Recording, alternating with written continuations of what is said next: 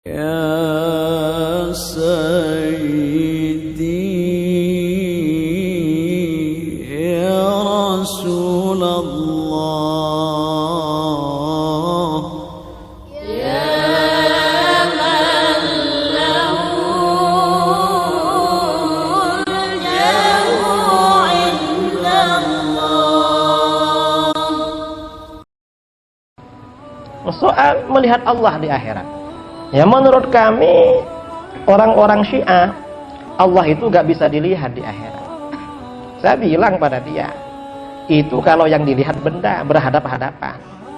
Kalau Allah yang dilihat, laisa kamitslihi syai', tidak ada sesuatu yang serupa dengan Allah, maka bagaimana melihatnya bila kaifin, dengan tanpa proses, tanpa bagaimana caranya. Tahun 2000 Januari 2015 saya berdebat dengan Syiah di YIN Jember. Waktu itu yang menantang debat dari pihak Syiah. Ada Syiah, tokoh Syiah dari Condet, alumni KUM 9 tahun di KUM. Kemudian dari Malang di KUM 8 tahun. Di YIN yang mengadakan kawan-kawan dari NU. Saya dari NU sendirian. Moderatornya agak condong ke Wahabi waktu itu. Jadi moderatornya benar-benar moderat, karena bukan NU, bukan Syiah, malah Wahabi. Jadi moderator itu kan perlu yang moderatkan, orang Al-Irsyad. Malam-malam, karena yang menantang asalnya ya anak-anak NU bertengkar di Facebook sama anak-anak Syiah. Sampai yang Syiah menantang debat. Karena menantang debat didatangi bos-bosnya yang Syiah itu. Sampai ke Pamekasan, ke Surabaya. Ini gimana? Harus datang karena kita ditantang. Terus kawan-kawan datang ke rumah 3 kali ke rumah. Kiai, apa? Ini harus sampean ini. Kok harus saya? Ini bertengkar soalnya. Kalau kalah gimana katanya? Yang lain lah, jangan saya terus. Enggak, kalau yang lain kita ini masih khawatir katanya. Kalau sampean insya Allah gak khawatir. Akhirnya malam-malam Syiahnya didatang. Acaranya besok hari Senin tanggal 25 Januari. Syiah ini malam-malam datang. Tanya katanya, besok ini dari NU siapa? Belum pasti siapa. Nanti siapa yang siap itu. Yang Syiah bilang, mudah-mudahan bukan Ustadz Idrus. Loh kenapa? Ustadz Idrus tuh kalau debat gak punya adab, terang-terangan menyalahkan orang. Akhirnya debat. Yang dari Condet ini dapat 10 menit karena emosi gak bisa berbicara. Orang berdebat itu gak boleh emosi, harus tenang. Kalau emosi gak keluar, harus tenang.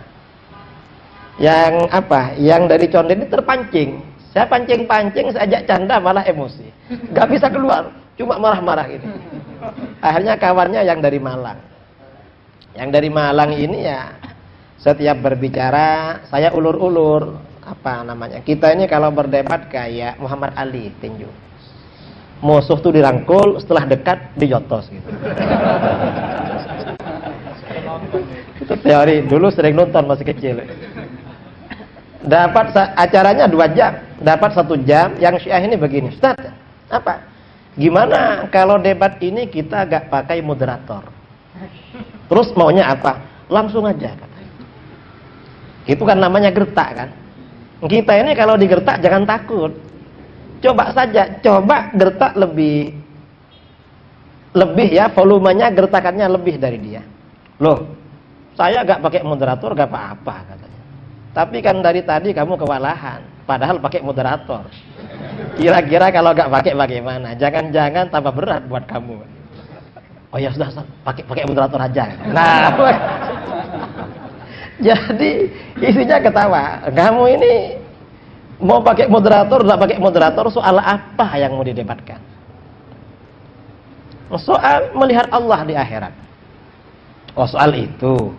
Iya. Ya silahkan, keluarkan hujahnya kamu. Ya menurut kami orang-orang Syiah, Allah itu gak bisa dilihat di akhirat. Mengapa? Karena kalau Allah dilihat, prosesnya akan berhadap-hadapan. Kalau berhadap-hadapan, berarti Allah itu benda.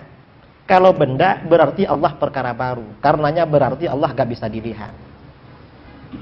Saya bilang pada dia, itu kalau yang dilihat benda, berhadap-hadapan. Kalau Allah yang dilihat, laisa kamitslihi syai', tidak ada sesuatu yang serupa dengan Allah. Maka bagaimana melihatnya bila kaifin, dengan tanpa proses, tanpa bagaimana caranya. Kalau menurut kami Ahlus Sunnah, Allah bisa dilihat. Mengapa? Karena Allah ada. Sesuatu yang ada mungkin dilihat. Secara hukum akli, karena Allah ada, maka Allah termasuk sesuatu yang mungkin dilihat. Bukan perkara yang mustahil, bukan perkara yang wajib secara akli. Itu secara akli. Gimana kamu cara membantah argumen saya bahwa Allah itu bisa dilihat karena Allah ada? Akhirnya dia mengalihkan, tidak menjawab. Gini Ustaz, ada dalil bahwa Allah itu gak bisa dilihat. Dalil yang mana lagi? Di dalam Al-Quran, kisah Nabi Musa. Nabi Musa berdoa kepada Allah, Rabbi arini anzur ilaik. Tuhan, perlihatkan engkau kepadaku, aku akan melihatmu. Qala lan tarani. Tuhan berfirman, Musa, kamu tak akan melihatku. Nah, berarti Allah gak bisa dilihat katanya. Saya bilang pada dia, oh kamu baca ayat dipotong ya begitu. Coba baca sampai selesai. Justru ayat ini, kata para ulama, menjadi dalil kalau Allah itu bisa dilihat. Mengapa? Yang pertama, Nabi Musa minta melihat kepada Allah. Allah bisa dilihat apa tidak? Ini persoalan tauhid. Seandainya Allah ini gak bisa dilihat, gak mungkin Nabi Musa minta. Masa ada seorang Nabi gak ngerti soal tauhid, lalu kamu lebih pandai daripada beliau? Pandai siapa kamu dengan Nabi? Ini Nabi. Ini persoalan tauhid. Para Nabi ini maksum dari kebodohan soal tauhid. Kamu ini gimana? Ini yang pertama. Yang kedua, ini bukti pertama kalau ayat ini bukti Allah bisa dilihat. Bukti yang kedua, dalam terusan ayat ini, walakin inzur ilal jabal. Musa, kamu lihat gunung itu saja. Fa in istaqarra makanahu fasawfa tarani. Kalau gunung itu bertahan pada tempatnya, kamu akan dapat melihatku. Nah, ini melihat tidak mustahil berarti. Cuma melihat Allah apa tidak oleh Allah digantungkan, ditaklek dengan bertahannya gunung, istiqrarul jabal. Sedangkan istiqrarul jabal ini perkara jaiz. Sesuatu yang ditaklek, digantungkan pada perkara jaiz berarti juga jaiz. Berarti Allah itu jaiz dilihat di akhirat. Jadi dalil sampian itu justru dalil sebaliknya. Ini sampian gagal dalil namanya. Syiah itu ya, Syiah ya begitu. Nah, ini artinya apa? Argumen-argumen para ulama Ahlus Sunnah wal Jamaah itu sangat otentik. Sangat murni, nggak bisa dibantah. Dibantah, tidak terbantahkan ajaran Ahlus Sunnah wal Jamaah. Karenanya kita ini bersyukur kepada Allah termasuk Ahlus Sunnah wal Jamaah. Ini luar biasa bagi kita. Dalil apa yang kita ini diragukan oleh orang-orang di luar Ahlus Sunnah? Gak bisa diragukan. Karena kita ini umat Islam. Umat Islam ini umat terbaik. Khairu ummah. Nabi kita ini makhluk terbaik. Kitab sucinya paling sempurna. Syariahnya paling sempurna. Para sahabatnya paling baik. Umatnya paling baik. Karena umatnya paling baik, selalu amar ma'ruf nahi mungkar, beriman kepada Allah, maka mayoritas umat Islam ini tetap konsisten di dalam ajaran Ahlus Sunnah wal Jamaah.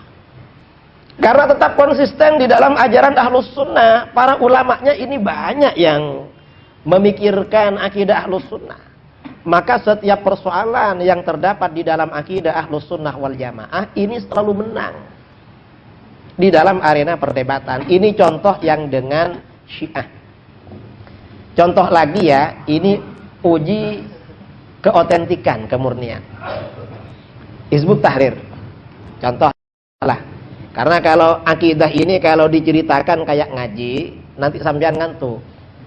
Biar gak ngantuk, saya cerita tentang pengalaman saya bertengkar dengan mereka. Kira-kira 3 tahun yang lalu, sebelum HTI dibubarkan, ada beberapa ustadz, saya gak tahu kalau beliau HTI, telepon saya, Pak Kiai, apa? Kapan Pak Kiai ada di rumah? Ya sering lah di rumah, kita ini punya rumah. Lendak kan sering keluar kota, waktunya keluar, waktunya di rumah. Kenapa? Kita ingin silaturahmi. Silahkan. Kira-kira kapan? Tanggal sekian, antara sekian saya di rumah. Akhirnya 4 orang datang. Yang 2 orang ini Ustadz HTI, salah satunya alumni Yaman. Bahasa Arabnya fasih. Yang 2 orang HTI juga, yang 2 orang dari Malang, 2 orang dari Probolinggo.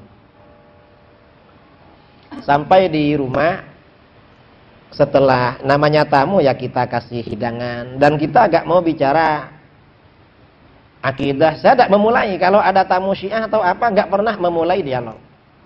Karena kan nggak bagus kan, orang bertamu kok diajak bertengkar kan. Tidak wajar lah.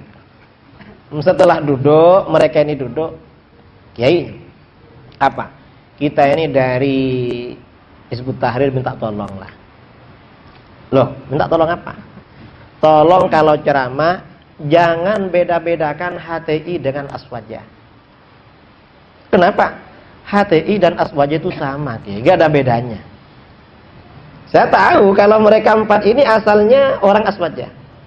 Saya bilang, lah terus kalau memang HTI dan Aswaja sama, kenapa kalian keluar dari Aswaja dan ikut HTI? Katanya sama, kok keluar? Akhirnya diam. Nah, berarti gak sama kan? Buktinya kamu keluar.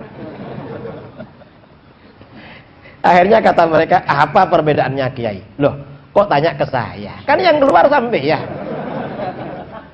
Mestinya yang keluar yang menerangkan. Nanti saya ya mengimbangi. Nggak lah, sampean ini kan sering membeda-bedakan. Ya kalau tanya pada saya terangkan. Banyak perbedaannya. Apa? Di antaranya HTI sama dengan Syiah dan Mu'tazilah tidak beriman kepada takdir.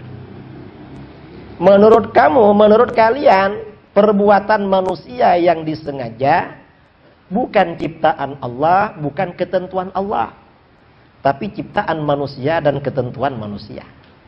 Kalau menurut kami Ahlus Sunnah, perbuatan manusia sengaja dan tidak sengaja adalah ciptaan Allah dan ketentuan Allah. Ini kan sudah berbeda. Masa ini dibilang sama? Lalu kata mereka, Pak Kiai, sebenarnya sama itu. Loh kok bisa berbeda sama? Karena begini, menurut HTI, walaupun manusia ini berbuat, perbuatannya itu ketentuan dan ciptaan dirinya, tapi kemampuannya untuk berbuat itu ciptaan Allah. Itu kan ciptaan Allah juga, kemampuannya untuk berbuat yang disebut dengan khosyah. Saya bilang, ini justru perbedaan kedua dengan Ahlus Sunnah wal Jamaah. Tambah kelihatan perbedaan kamu dengan saya, jangan ngakali. Loh kok bisa? Ya bisa. Di dalam kitab Al-Kharidatul Bahiyah, Sayyidi Ahmad Ad-Dardir berkata, فَمَنْ يَقُلْ بِالطَّبْعِ أَوْ بِالْعِلَّةِ فَذَاكَ كُفْرٌ عِنْدَ أَهْلِ الْمِلَّةِ. Siapa yang mengatakan bahwa sesuatu itu berpengaruh karena karakternya, atau sesuatu itu menjadi ilat terhadap terjadinya sesuatu, maka dia kafir menurut umat Islam. Contohnya ya, ada orang sakit kepala minum bodrek. Kalau orang ini berpendapat bahwa bodrek ini yang menyembuhkan, atau bodrek yang menjadi alasan kesembuhan tanpa keterlibatan Allah, maka kafir. Ini bukan HTI. Ini orang di luar Islam. Kemudian, wa may yaqul bil quwwatil muda'ati fadzaka bid'iyun fala taltafiti. Siapa yang mengatakan bahwa sesuatu itu berpengaruh karena kekuatan yang dititipkan oleh Allah pada sesuatu itu, maka dia adalah ahli bid'ah. Maksudnya bid'ah yang sesat. Dan itu kamu HTI. Artinya apa? Ada orang berpendapat, ada orang sakit kepala minum bodrek, lalu sembuh. Ditanya, kok sembuh? Iya minum bodrek. Loh masa bodrek bisa menyembuhkan? Loh, pada bodrek ini ada kekuatan yang dititipkan oleh Allah. Ini ahli bid'ah. Ahli bid'ah namanya. Yang benar bagaimana sembuh atau tidak sembuh, semuanya semata-mata karena Allah. Bukan karena bodrek. Bodrek itu gak punya kekuatan. Dalilnya mana? Contohnya, contoh selain bodrek pisau. Pisau itu kan bisa memotong. Kalau orang berpendapat bahwa pisau ini yang bisa memotong tanpa Allah, kafir. Kalau orang mengatakan bahwa pada pisau ada kekuatan memotong, sesat. Yang benar bagaimana? Pisau ini gak bisa memotong. Pisau itu memotong apabila bersamaan dengan kehendak Allah. Contohnya Nabi Ismail ketika dipotong. Pisaunya mental. Api gak bisa membakar. Contohnya Nabi Ibrahim. Ini dalil ahlus sunnah wal. Nah, di dalam Al-Quran dibahasakan wa ma ramaita idh ramaita walakinallaha rama. Wa ma ramaita ay khalqan. Kamu tidak melempar dalam arti menciptakan lemparan itu. Idh ramaita, ketika kamu melempar ay kasban, melakukan. Walakinallaha rama. Tetapi sebenarnya Allah yang melempar. Ini namanya takdir. Kamu nggak percaya pada itu. Jadi kamu beda dengan ahlus sunnah wal jamaah. Cuma kamu nggak dikafirkan sama ahlus sunnah. Untung kamu belum dikafirkan.